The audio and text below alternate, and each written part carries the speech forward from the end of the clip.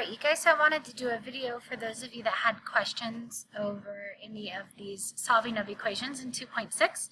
I think I did some of them in class. So the first one I'm going to do is this 12x to the fourth power equals 3x squared, and we need to solve for x. So let's go ahead. 12x to the fourth equals 3x squared. Oh, pink. X to the fourth equals 3x squared. This is my first video of the year, so my handwriting may start off a bit rough. Here's the first thing I'm going to do is set this equal to 0 to find my solution for this quartic equation. So let's do 12x to the fourth minus 3x squared is equal to 0.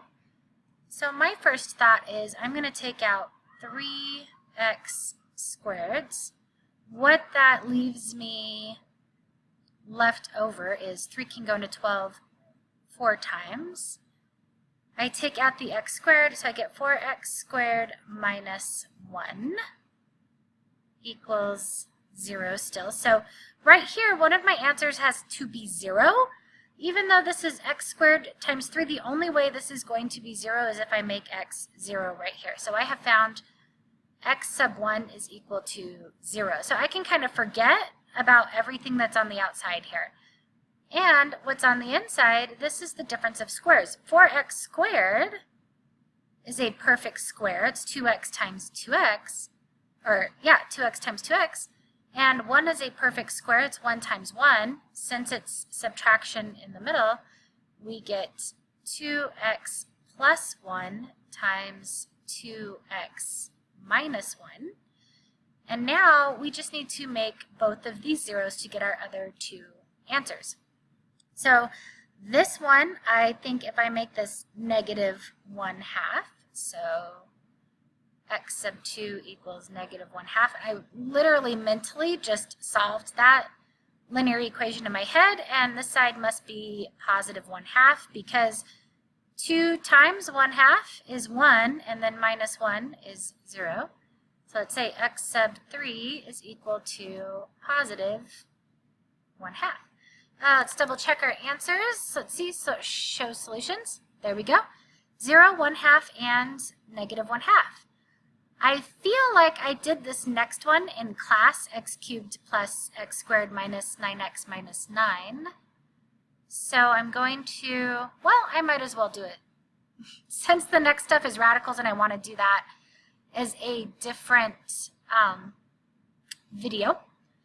So we will just do it again in case you don't have it in your notes. X cubed plus x squared minus 9x minus 9.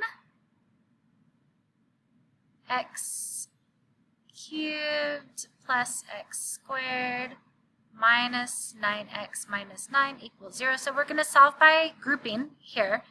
And what we're going to do is we are going to group x cubed plus x squared together, and then we are going to group negative 9x minus 9 together. Alright, so when you are factoring, you always want to try to factor out the greatest common factor. So right here, I'm going to factor out an entire x squared. And then what's left over is just an x. So you can always check yourself. If I would have distributed this, x squared times x, I would get x cubed, right? And then this is just going to be plus 1. I'm going to have x squared times 1 is just going to give me x squared. What's interesting about this problem is right here, we need to factor out a negative 9. And the reason I know that is because I need this term, this x plus 1, to be the same in both spaces. If I'm going to change this subtraction sign to a plus, then I need to factor out that subtraction sign. So I'm going to factor out an entire negative 9, and then I'm going to have x plus 1 equals 0. Okay.